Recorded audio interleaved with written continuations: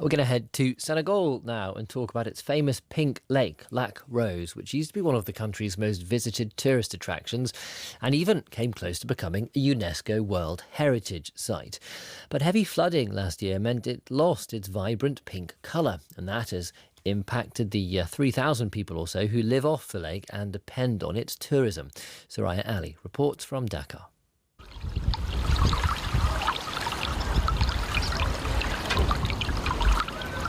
Maud Gay looks desperately at the waters of Senegal's Pink Lake, except it's no longer pink, but now a brownish-green colour.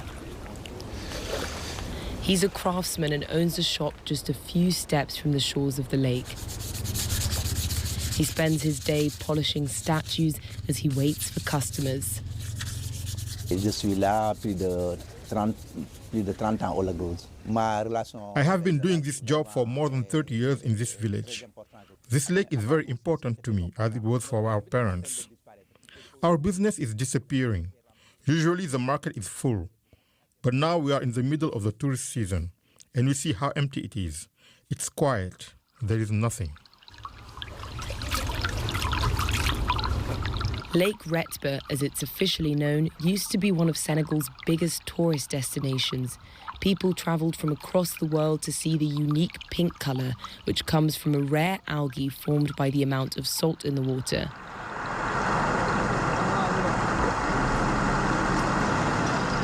But last September, extreme flooding contaminated that water and turned it green. And that's had an impact on the local communities who depend on the lake. Among them is Magat Njour, president of the local Salt Collectors Association.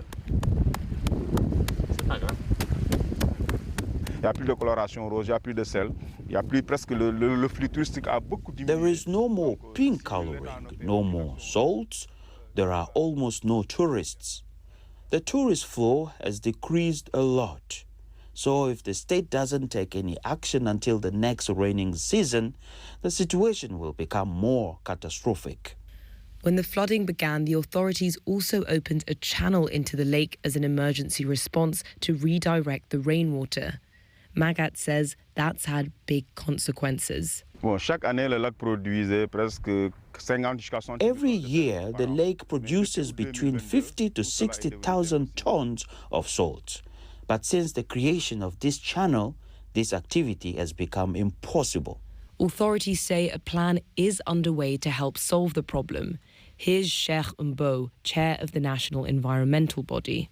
The head of state himself has demanded that discussion be carried out and that action plan be developed to reconstitute the functions of the Pink Lake so that the lake regains its pink color and above all, its hydromorphic function, which has been completely damaged.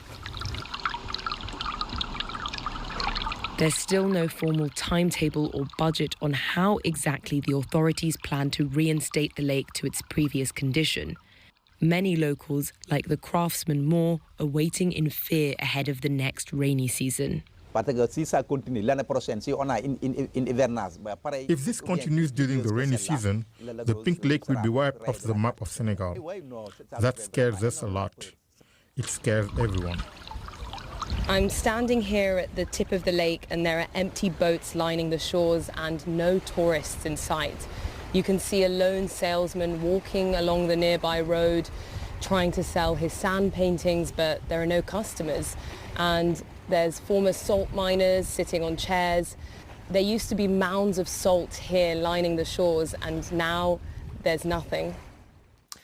Soraya Ali there, reporting from the shores of Lac Rose, where there's 3,000 or so people who rely on it for tourism are having a tough time of it.